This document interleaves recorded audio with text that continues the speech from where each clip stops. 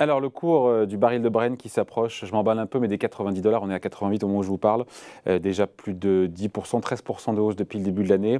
Après, on s'en souvient, 40% déjà de progression sur 2021. Et JP Morgan, la banque américaine, qui voit carrément les cours du Brent atteindre les 125 dollars dans le courant de l'année. 150 dollars carrément en 2023. On en parle avec vous, Charles Sana. Bonjour Charles. Bonjour David, bonjour à tous nos spectateurs. Fondateur du site Insolentiae.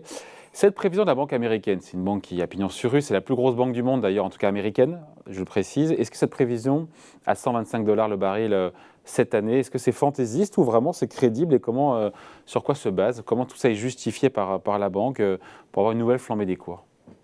Alors c'est extrêmement crédible David et je vais partager quelques considérations techniques avec vous sur les cours du pétrole. Alors d'abord, ce qui fait le prix du pétrole de manière très classique et traditionnelle, c'est quoi? C'est déjà l'offre et la demande. Bon, on est sur le principe d'offre et de demande. On voit Janet Yellen l'a déclaré hier ou avant-hier, vous me corrigerez, en disant que Omicron n'était pas de nature à faire dérailler pour le moment de ce qu'on envoyait la croissance et la reprise américaine.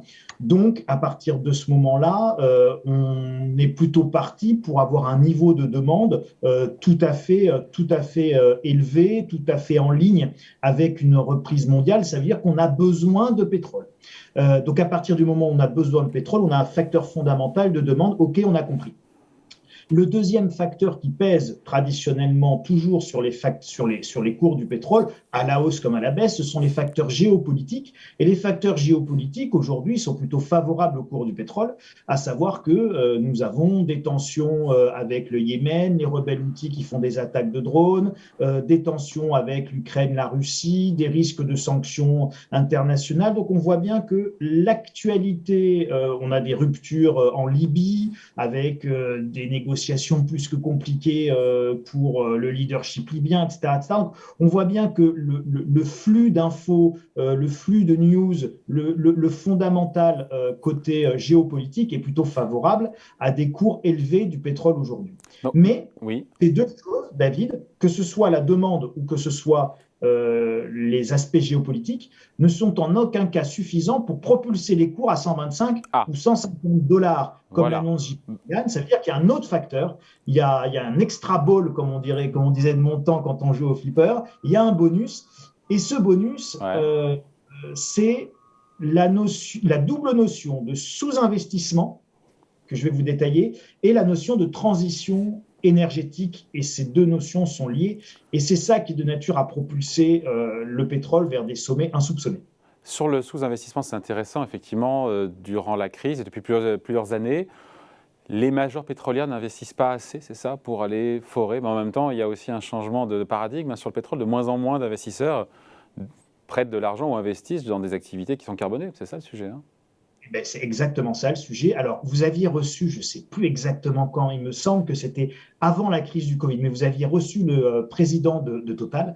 Et le président de Non, Total. c'était l'été dernier, c'était en septembre dernier, à Non, l'AREF du MEDEF. non, je crois que c'était peut-être encore plus tard, non? Enfin, bon, bref. On l'a Et reçu donc, plusieurs fois, en même temps, on l'a reçu plusieurs fois. Mais oui, allez-y ben, alors. c'est Et ça. alors? Et il vous avait dit, je me souviens très très bien, il vous avait dit, on est en sous-investissement majeur sur le secteur pétrolier et notre sous-investissement d'aujourd'hui prépare le choc pétrolier de demain. Donc, voilà, globalement, je ne le cite pas exactement au mot près, Mais il mais parle de lui, globalement, il parle de Total ou il parle de l'ensemble du secteur? non, il parlait vraiment du secteur. Hein. Le président de Total parlait vraiment du secteur et il avait attiré l'attention déjà sur ce phénomène il y a 2 ou 3 ans. Et donc, ça, c'était très intéressant parce qu'on voyait bien que le sous-investissement, de toute façon, était déjà structurel parce que le prix du pétrole était relativement bas, on va dire, depuis la crise de 2008, 2009, 2010, etc. On a eu une demande à tonnes, ce qui fait qu'on a eu quand même du sous-investissement chronique dans la totalité du secteur pétrolier. Et puis, depuis 2 ou 3 ans, on a une accélération majeure, effectivement, de la finance verte, de la RSE, la responsabilité sociale des entreprises. Et donc, on refuse, de plus en plus d'investisseurs refusent d'investir dans du carboné, donc dans du pétrole. Donc déjà, on a un flot d'investissement qui est en train de se tarir. Bah, le pétrole, c'est sale, personne ne veut plus y aller. Risque d'image, risque... Bon. Donc, là, on renforce notre sous-investissement. Ensuite, on a, de manière générale, la transition énergétique. Je vais prendre l'exemple des voitures. Vous avez vu l'effondrement des ventes de voitures thermiques en Europe actuellement, mais ça touche également les États-Unis. Donc, entre pénurie de semi-conducteurs et surtout voitures électriques, nouvelles normes, les ZFE, les zones à faible émission qui arrivent, vous ne pourrez plus rentrer avec des voitures diesel dans les centres-villes, c'est 2024, 2025, c'est Oui, mais demain. ça fait moins de consommation d'essence, ça. Justement, ça fait moins de consommation d'essence, donc ça fait que tous les investisseurs anticipent cet effondrement de la consommation d'essence et cette décarbonation de notre économie, y compris de la voiture. Mais Ça veut dire quoi? Ça veut dire qu'on n'investisse pas. On n'investit pas. On n'investit plus. Donc, non seulement on avait un sous-investissement hier, mais en plus, ce sous-investissement d'hier, en fait, il n'est pas comblé aujourd'hui. Au contraire, il s'aggrave par l'arrivée de la transition écologique et par l'arrivée de la finance verte. Je ne juge pas, je ne dis pas c'est bien, c'est mal. Je vous analyse le sujet. Ouais. Ça veut dire qu'à court terme, en fait, tant qu'on n'a pas réalisé la transition, c'est-à-dire tant que toutes nos voitures ne sont pas devenues électriques, tant que tous nos camions ne roulent pas à l'hydrogène. Il y a toujours ce besoin de consommation et de demande de pétrole, mais l'offre est moindre. Oui, David, c'est exactement ça. Ça veut dire qu'on a une bien moindre élasticité de l'offre aujourd'hui. L'offre, elle est plus capable de répondre à une demande qui est quand même bien présente, très présente. Parce qu'on est dans un entre-deux, en fait, c'est ça. On est dans une... Oui. C'est exactement ça. C'est un espèce de clair-obscur pétrolier et énergétique où dans les 5 années qui viennent, on va avoir encore besoin de beaucoup de pétrole, mais on n'a pas les capacités suffisantes, donc on aura des prix élevés et ça va peser sur l'inflation puisque les prix de l'énergie resteront extrêmement élevés. Et puis dans 5-6 ans, eh bien là, on fera la bascule, la demande va vraiment s'effondrer et donc là, les cours pourront commencer à baisser. Tout simplement, en fait, même si les cours restent extrêmement élevés, ça n'aura pas d'impact parce que soit on roulera tous à l'électricité, on volera à l'hydrogène, on déplacera nos marchandises sur les canaux fluviaux, etc., etc. Donc, on aura réalisé notre transition énergétique et on n'aura plus besoin de pétrole de la même manière qu'avant. Et dernier élément, si vous regardez par exemple ce qui se passe en Arabie Saoudite, et j'invite vraiment tous vos spectateurs à regarder, à taper Vision 2030 sur Internet, qui est le site saoudien officiel de la transition économique et énergétique du royaume saoudien, où en 2030, plus aucun de leurs revenus ne sera tiré du pétrole. Donc on est bien dans cette logique globale, internationale, mondiale, où en 2030, et c'est également nos échéances européennes et pour nous Français, en 2030, il n'y a plus de voitures thermiques, c'est la moteur thermique. Mais pour le commun des mortels, on se dit on va se passer de pétrole, et le pétrole en même temps il est hyper cher. Il y a ce paradoxe apparent qu'on vient d'expliciter. C'est ça. Et donc ce paradoxe, c'est juste une question en fait d'agenda, de timing, de momentum, d'ajustement. Et cet ajustement, eh bien, il se fait pas en un claquement de doigts. Cette transition, c'est un processus. Et la transition énergétique comme la transition écologique, c'est un processus qui est mondial, David. Donc vous vous rendez compte la complexité énorme à gérer au niveau international. Ça ne veut pas dire d'ailleurs qu'il n'y a pas de risque de déraillement, ça ne veut pas dire qu'il n'y a pas de risque d'ailleurs même de retard dans cette transition énergétique. Est-ce qu'elle va être supportable socialement? C'est une question. Regardez ce qui se passe avec EDF, regardez les prix d'électricité, regardez ce qui se passe avec le prix de l'essence qui est plus élevé qu'au moment des Gilets jaunes. Donc tout ça, ça pose de vrais sujets. Ouais. C'est d'une immense complexité, mais à court terme, inflation et hausse des prix très importante de l'énergie et du pétrole. Donc tout concourt, c'est vrai que quand on vous écoute, tout concourt à la hausse des prix sur le baril. On l'a dit, demande plus forte qu'attendue, puisqu'Omicron pèse moins sur la croissance américaine, notamment c'est ce qu'a dit effectivement hier Janet Yellen.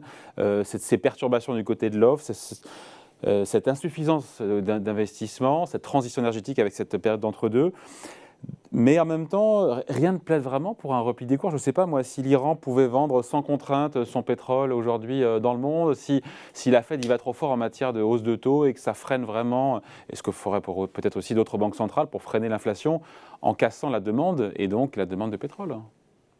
Alors, c'est possible. C'était ce qui s'était passé d'ailleurs 2006-2007 quand on atteint le précédent pic avec $150 le baril de pétrole. Il est en 2010 pour moi le pic, il n'est pas en 2006-2007. C'est en 2010 qu'on a eu un pic.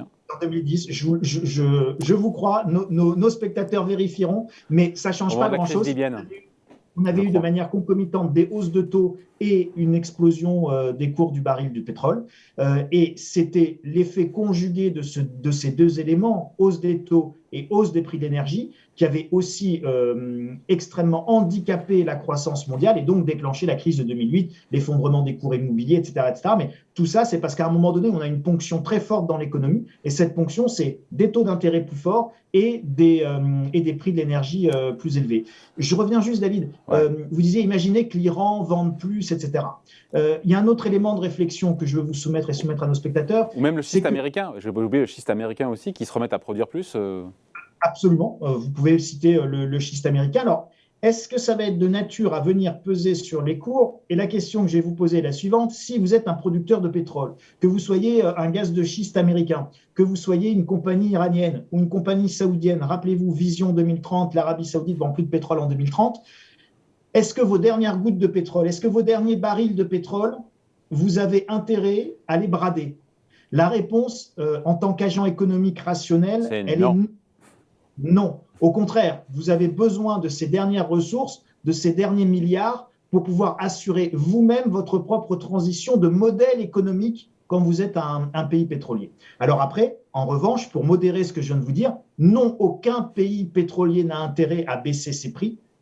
En revanche, pour modérer ça, vous avez des facteurs géopolitiques et des facteurs de négociation, de stabilité économique, qui font qu'on a quand même une forme de gouvernance mondiale, de G20, d'OPEP, on a des instances où tout ça, ça discute, ça dialogue. Et si jamais à un moment donné, le prix du pétrole va trop haut, il se peut qu'il y ait des décisions politiques, des accords qui viennent modérer, tempérer et nuancer tout ça. Mais je pense qu'on peut raisonnablement dire aujourd'hui que la prévision de JP Morgan en disant 125, 150 $ le baril, maintenant tout de suite ou après-demain, et encore une fois, ne nous noyons pas dans l'épaisseur du trait le 15 mai 2022, ça sera à 125. Si c'est en juin, ce n'est pas bien grave. Et puis si c'est en décembre, ce n'est pas bien grave non plus. La tendance, en revanche, en termes d'analyse économique fondamentale, elle est là. Il n'y a rien aujourd'hui qui plaide pour le fait d'avoir des cours de l'énergie et des cours du pétrole modérés. Tout plaide aujourd'hui pour avoir des cours du pétrole extrêmement élevés et donc très inflationnistes. Allez, c'était le point de vue. Merci beaucoup de Charles Sana, fondateur du site Insolentiae. Merci Charles, à bientôt. Merci David, à bientôt.